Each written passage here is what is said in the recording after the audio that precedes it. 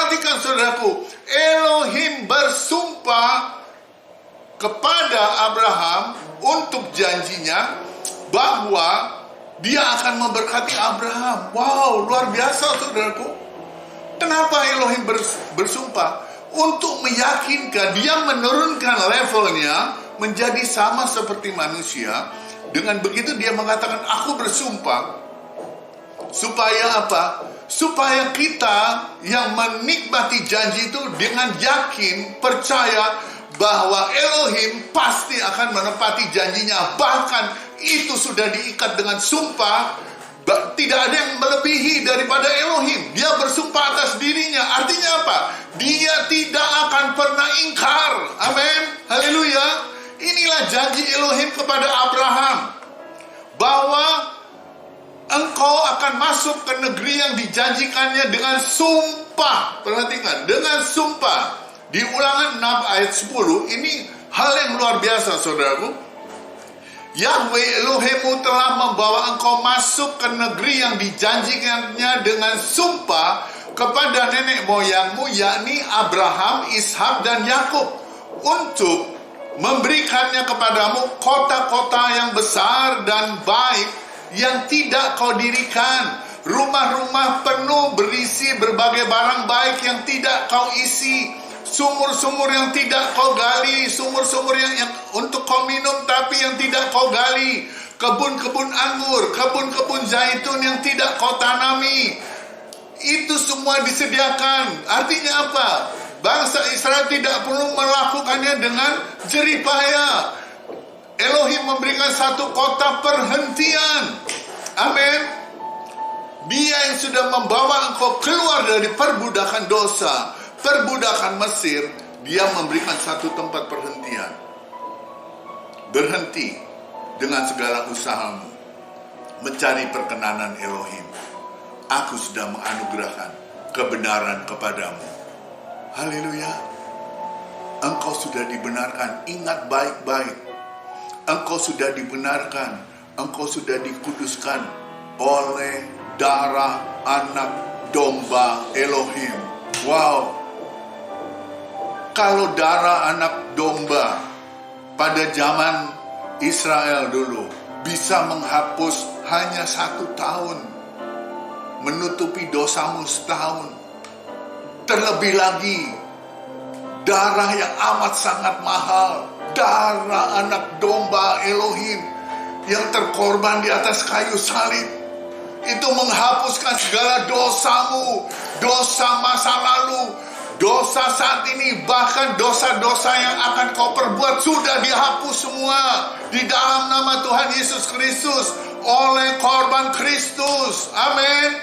Haleluya. Itu janjinya. Nah, saudaraku, janji Elohim kepada kita itu dilakukan dengan sumpah, diikrarkan dengan sumpah bahwa dia akan membuat keturunanmu seperti bintang di langit, dan oleh karena keturunanmu semua bangsa di bumi mendapat berkat.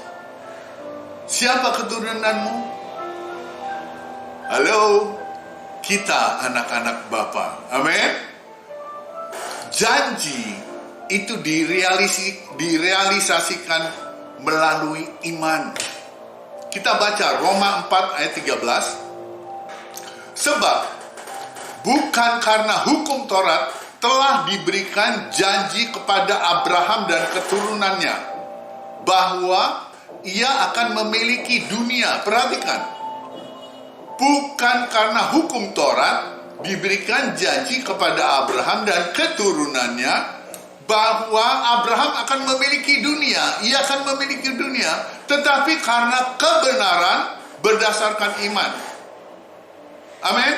Sebab jika mereka mengharapkan dari hukum Taurat menerima bagian yang dijanjikan Elohim, maka sia-sialah iman dan batalah janji itu. Saudaraku, kalau engkau mengharapkannya dari hukum Taurat, Elohim katakan sia-sia iman itu dan batal janji itu. Haleluya. Kita baca dari Ibrani pasal 6 ayat yang ke-13. Sebab ketika Elohim memberikan janjinya kepada Abraham, ia bersumpah demi dirinya sendiri, karena tidak ada orang yang lebih tinggi daripadanya. Katanya, sesungguhnya aku akan memberkati engkau berlimpah-limpah dan akan membuat engkau sangat banyak. Dan Abraham menantikan itu dengan sabar, dan dia percaya dia memperoleh janji itu. Haleluya. Amin. Itu sebabnya kita yang sebagai anak-anak Abraham, kita harus percaya Elohim sudah menjanjikan dengan sumpah bahwa dia akan memberkati Abraham beserta keturunannya. Itu janjinya, bahkan dilakukan dengan sumpah. Supaya apa? Supaya kita itu tetap teguh. Kita yakin, kita percaya di saat kita melihat peperangan, kita melihat situasi yang menakutkan, engkau akan tetap teguh dan percaya Elohim sudah menjanjikannya dengan sumpah bahwa dia akan memberkati aku. Dia sudah akan memberkati anak-anak Abraham dengan sumpahnya. Saudaraku, perhatikan ini. Engkau adalah pewaris dari nubuatan itu, dari perjanjian yang telah diberikan Elohim kepada Abraham. Dia berfirman kepada Abraham, oleh keturunanmu semua bangsa di bumi akan diberkati. Sebagaimana Abraham percaya kepada Elohim, dan hal itu diperhitungkan kepadanya sebagai kebenaran. Maka ketahuilah, kita yang memiliki iman adalah anak-anak Abraham. Amin. Maka ayat Galatia 3 ayat 9 katakan, maka mereka yang beriman akan diberkati bersama Abraham yang beriman. Wow, haleluya. Engkau yang beriman akan diberkati bersama-sama dengan Abraham yang beriman. Amin. Dan jikalau kamu adalah milik Kristus, maka kamu juga adalah keturunan Abraham dan berhak menerima janji-janji Elohim. Saudaraku, jangan pernah takut. Janji berkat Abraham itu adalah milikmu hari ini. Itu dijanjikan oleh Elohim dengan sumpah. Itu sebabnya jangan pernah gentar. Itu sebabnya Elohim katakan, jangan pernah takut. Aku Elohimmu menyertaimu. Jadi berfokuslah kepada kebaikan Tuhan. Saya teringat satu ayat yang ada lagu dinyanyikan, berkata begini, Tuhan adalah gembalaku, takkan kekurangan aku. Itu di Mazmur 23 ayat yang pertama dan selanjutnya. Itu Mazmur Daud yang begitu luar biasa. Dikatakan, Tuhan adalah gembalaku, takkan kekurangan aku. Ia membaringkan aku di padang yang berumput hijau. Siapa yang membawa kita ke rumput hijau? Dia Elohim, dia gembala kita, Yesus Kristus. Membawa kita ke rumput yang hijau, membimbing kita ke air yang tenang. Ia menyegarkan jiwaku, ia menuntun aku di jalan yang benar. Sekalipun, perhatikan, sekalipun aku berjalan dalam lembah kekelaman, aku tidak takut bahaya, sebab engkau besertaku. Gadamu dan tongkatmu itu yang menghibur aku. Saudaraku, di saat Anda diperhadapkan dengan sebuah tantangan, persoalan, kebutuhan yang mendesak, di mana fokus Anda? Apakah Anda berfokus kepada situasi dan kondisi Anda saat itu, atau kepada kebaikan-kebaikan Tuhan? Fokuslah kepada kebaikan Tuhan. Percayalah, ketika Anda belajar untuk selalu fokus kepada kebaikan-kebaikan Tuhan, saya percaya engkau akan mengalami terobosan-terobosan hidup yang luar biasa. Contoh, lihat Petrus ketika badai menghantam dia di tengah laut. Dan dia berjalan di atas air. Kenapa dia bisa berjalan di atas air? Karena fokus dia hanya kepada Kristus.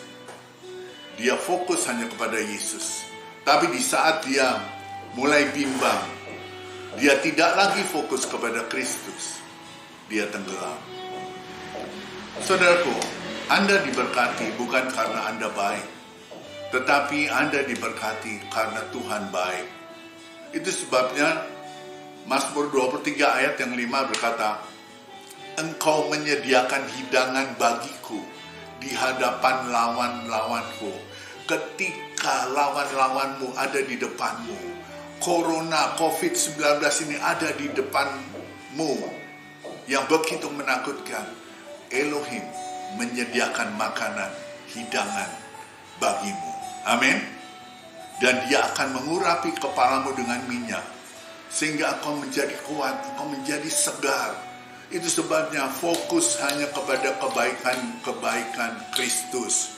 Fokus hanya kepada firman Tuhan. Hukum Taurat berkata Anda akan diberkati Tuhan jika Anda baik. Tapi kasih karunia Elohim berkata Anda diberkati Tuhan bukan karena Anda baik, tetapi karena Tuhan baik. Saudaraku, perhatikan ini. Meskipun mungkin Anda sering tidak setia, tapi percayalah, kesetiaannya, kebaikannya, Anda selalu dijaga dan diberkati Tuhan. Bahkan ketika engkau jatuh pun, engkau tetap berharga di matanya. Engkau tetap dijaga, dilindunginya. Engkau tetap akan diberkati Tuhan. Bukan karena susah payah, kerja keras untuk selalu baik di mata Tuhan. No, tetapi Anda diberkati karena berkat anugerah dari Tuhan. Itu sebabnya Amsal berkata, berkat Tuhanlah yang menjadikan engkau kaya. Susah payah tidak akan menambahinya. Berkat Tuhan yang akan mengejar Anda, bukan Anda yang mengejar berkat. Sebagai penutup, ayat yang terakhir, Mazmur 23 ayat yang ke-6. Kebajikan dan kemurahan belaka akan mengikuti aku seumur hidupku, dan aku akan diam dalam rumah Tuhan sepanjang masa. Saudaraku, perhatikan. Kebajikan dan kemurahan belaka akan mengikuti aku. Saudaraku, ketika saya mengutip Mazmur 23 ayat 6 ini dan membaca dalam bahasa Ibraninya, mengikuti itu di dalam bahasa Ibrani adalah radaf, yang artinya memburu. Jadi saudaraku, Tuhan adalah gembala atau Bapa yang baik. Dia akan membuat berkat-berkat akan memburu Anda dimanapun Anda berada. Haleluya. Pernahkah saudara perhatikan? Ketika Anda masuk ke suatu tempat, misalnya ke satu restoran. Pada saat itu restoran itu kosong. Mungkin Anda tidak terlalu perhatikan. Tapi setelah engkau duduk, memesan makanan dan makan, tiba-tiba orang datang memenuhi restoran itu. Dimanapun Anda berada, berkat Tuhan memburumu. Demikian juga dengan berkat Abraham, yang dijanjikan dengan sumpah, itu adalah milikmu. Jadi jangan pernah takut. Berkat Abraham yang dijanjikan dengan sumpah adalah milikmu. Setiap engkau merasa gelisah, ingatkan, berkata kepada Elohim, Bapa, engkau sudah menjanjikan dengan sumpah kepada nenek moyangku Abraham, bahwa engkau akan memberkati keturunan-keturunannya. Siapa keturunan Abraham? Kita adalah keturunan Abraham. Amin.